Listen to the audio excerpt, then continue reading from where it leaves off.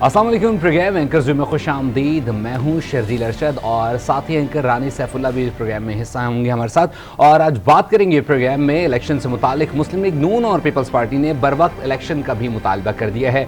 ये मुतालबा Lahore high court के फैसले के बाद सामने आया है, जिसमें अदालत ने आम इंतखाबात के लिए पंजाब की ब्यूरोक्रेसी से खिदमात लेने का इलेक्शन कमीशन का नोटिफिकेशन जो है वो मुअत्तल कर दिया। अदालत ने दरख्वास्त में लार्जर बेंच की सिफारिश कर दी है। अदालत ने करार दिया है कि इंतखाबात पर कौम के अरबों रुपए लगते हैं। अगर बड़ी सियासी जमातें इलेक्शन नताइज तस्लीम ना करें तो कौम का पैसा भी ज़ाया होगा और ये फ्री एंड फेयर इलेक्शन करवाना इलेक्शन कमीशन का काम है। और इसमें एक अहम चीज़ जो सामने आ रही है वो ये है कि जिस तरीके से अब दीगर जो सियासी जमातें उनके सरबराहान भी कह रहे हैं कि इलेक्शन अगर डिले होते हैं तो हो जाएं, लेकिन इलेक्शन फेयर होने चाहिए, इलेक्शन शफाफ होने चाहिए ताकि किसी भी किस्म का कोई अभाम पैदा ना हो। इसमें हम देख रहे हैं कि जो PTI के सरबराह हैं वो कैद हैं। नून लीग एक बयानिया बनाने में कामयाब नजर नहीं आ रही उस तरीके से, जबकि दूसरी जानिब अगर पीपल्स पार्टी की बात करें तो मुसलसल उनकी जानिब से इलेक्शन मुहिम जारी है।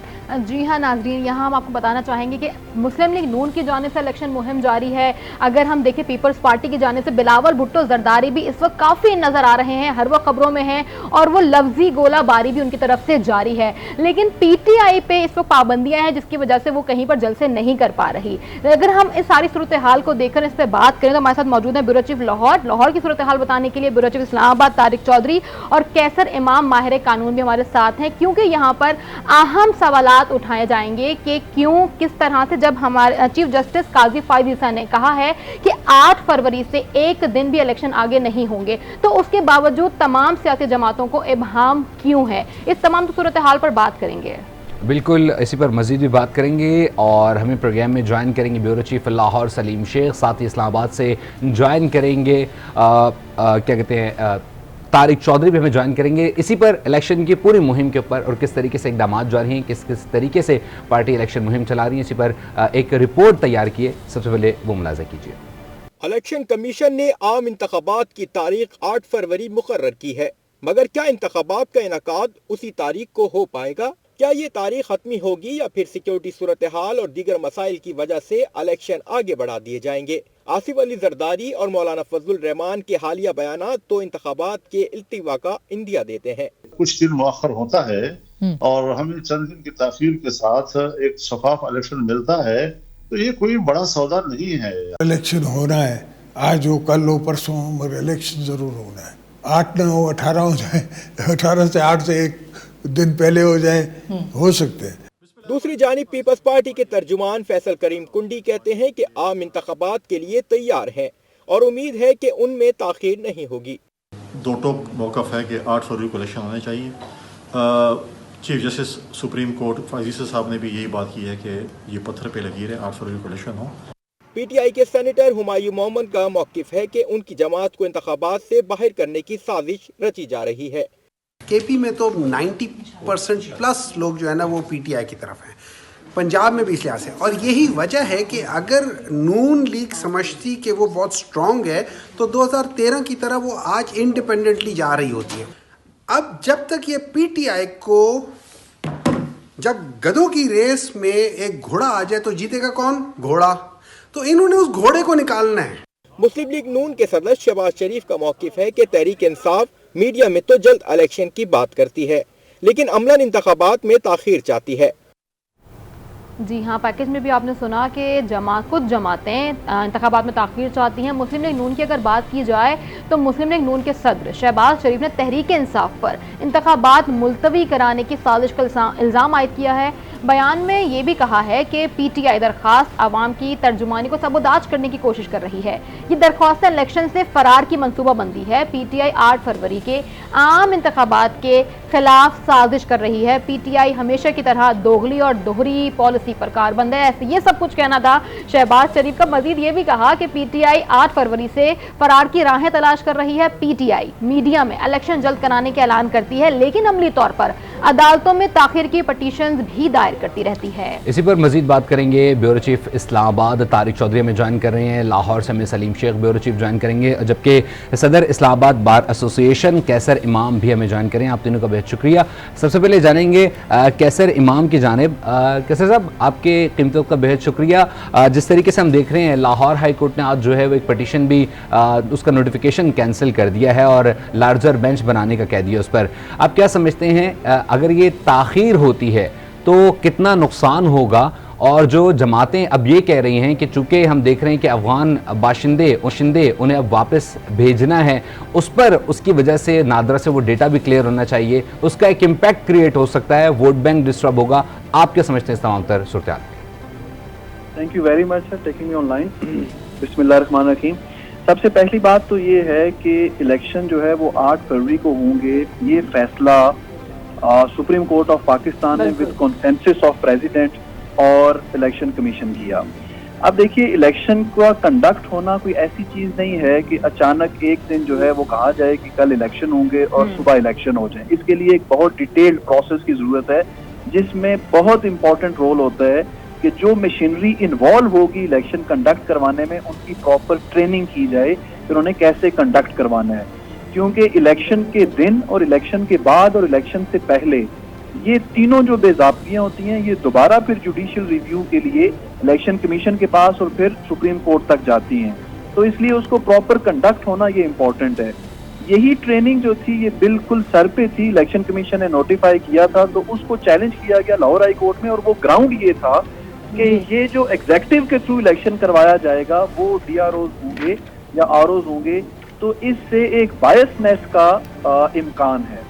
मैं जाती तौर पे ये समझता हूँ वैसे कि ये एक ऐसी फैक्चुअल चीज थी और एक प्रिजम्पटिव किस्म की चीज थी कि जिसके ऊपर बगैर किसी इंक्वायरी के प्राइमा फेशाए उस पूरी प्रोसीडिंग को रोकना जरा मुनासिब नहीं है। और इनडायरेक्टली इस पूरे प्रोसेस को जब रोका गया है तो इसका मतलब ये है कि वो ट्रेनिंग जो है वो नहीं होगी, और इसकी वजह से डायरेक्टली इम्पैक्ट जाएगा 8 फरवरी का जो इलेक्शन, जिसमें अब 2 महीने से भी कम वक्त रह गया है, तो उसके ऊपर इसका जरूर इम्पैक्ट जाएगा डायरेक्टली। ठीक है कैसर इमाम, आपने यहाँ पे एक बात तो ये कही कि चीफ जस्टिस काजी फायज़ की जानिब से, सुप्रीम कोर्ट की जानिब से ये अहकाम दिए गए थे कि एक दिन भी इलेक्शन आगे नहीं होगी। दूसरी बात आपने ये कही कि एक दिन का काम नहीं है, पूरी मतलब मशीनरी काम में लगती है। उसके बावजूद तमाम सियासी जमातें क्यों इबाहम पैदा कर रही हैं? मेरा ये ख्याल है कि इस पूरी सिचुएशन के अंदर जो जिस तरह का एक इंटरप्रिटेशन की जाती है या एक माहौल बनाया जाता है, वो मुझे ऐसा नजर आ रहा है कि ये एक नेगेटिव तरीके से इसको वो किया जा रहा है। अब देखिए, सदर पाकिस्तान से बड़ा जो है वो पाकिस्तान में कोई ओहदा नहीं है, सुप्रीम कोर्ट से बड़ी कोई अदालत नहीं है, इलेक्शन के रेफरेंस से इलेक्शन कमीशन से बड़ा जो है वो कोई ओहदा नहीं है, कॉन्स्टिट्यूशनल एक सीट है। जब इन सब ने मुतफिका तौर पर कॉन्सेंसस से सुप्रीम कोर्ट में ये कह दिया कि ये 8 फरवरी को होगा और सुप्रीम कोर्ट ने अकॉर्डिंगली ये डिसाइड कर दिया कि 8 फरवरी को होगा, फिर उसके बाद किसी का इस हवाले से इबहाम क्रिएट करके एक पूरा एनवायरनमेंट क्रिएट करना कुछ समझ से बालातर है कि ऐसा क्यों किया जाता है। लेकिन इन चीजों को बड़ी सख्ती से जो है वो मैं समझता हूँ वो रोकना भी चाहिए और इनको सख्ती से निपटना भी चाहिए, इस तरह की जो रूमर्स हैं उस हवाले से। बिल्कुल, रुख करेंगे पंजाब का और ब्यूरो चीफ सलीम शेख हमारे साथ मौजूद हैं लाहौर से। सलीम, हम देख रहे हैं कि पंजाब का भी जो इलेक्शन है वो काफ़ी टफ नज़र आ रहा है। वहाँ पर जो वोट बैंक था डिस्टर्ब किया था पीटीआई ने, जो कि कभी आज से पहले हुआ नहीं था। और पंजाब में पीपल्स पार्टी की अगर बात की जाए तो काफ़ी वीक है पंजाब में, और अगर विफाकी सतह पर देखें तो 16 माह में पीपल्स पार्टी और नून लीग का इत्तेहाद भी था। वहाँ पर अब जो ब्यूरोक्रेसी है उससे मुतालिक जो नोटिफिकेशन मुअत्तल के यकीनी तौर पर लार्जर बेंच उसका फैसला करेगा। आप क्या समझते हैं पंजाब में इस वक्त किसकी पोजीशन मजबूत है? देखिए, इस वक्त अगर सूरत हाल देखी जाए सियासी तौर पर तो उसमें तो बज़ाहिर ये नज़र आ रहा है कि मुस्लिम लीग नून की जो पोजीशन है वो काफ़ी मजबूत है। उसकी वजह यह है कि पीटीआई के जितने भी रहनुमा थे बड़े, तमाम के तमाम जो है वो तकरीबन पीटीआई को छोड़ के जा चुके हैं, और ज़्यादातर ने जो अपना डेरा है वो आईपीपी में जाकर लगा लिया है, और बाकी जो कुछ बच गए हैं वो या तो मफरूर हैं या फिर जो है वो किसी ना किसी तरह वो जेल के अंदर मौजूद हैं। जिस तरह अगर शाह महमूद कुरैशी को देखें, उनका ताल्लुक पंजाब से है, और इसी तरह जो है चौधरी परवेज़ राय को देखें, वो भी पंजाब से ही उनका ताल्लुक है। तो लिहाजा सूरत हाल जो बज़ाहिर नज़र आ रही है वो ये है कि मुस्लिम लीग नून का जो पड़ रहा है वो भारी है। लेकिन मैं आपको ये बताऊं कि कल जो अली बाकर नजफ़ी की तरफ से जो अदालत जस्टिस हैं उनकी तरफ से जो फ़ैसला आया है, वो उस फैसले के जो है इम्पैक्ट बज़ाहिर ये नज़र आ रहा है कि अब इलेक्शन जो है वो 8 फरवरी को होते हुए नज़र नहीं आ रहे। लेकिन जो इलेक्शन वो चीफ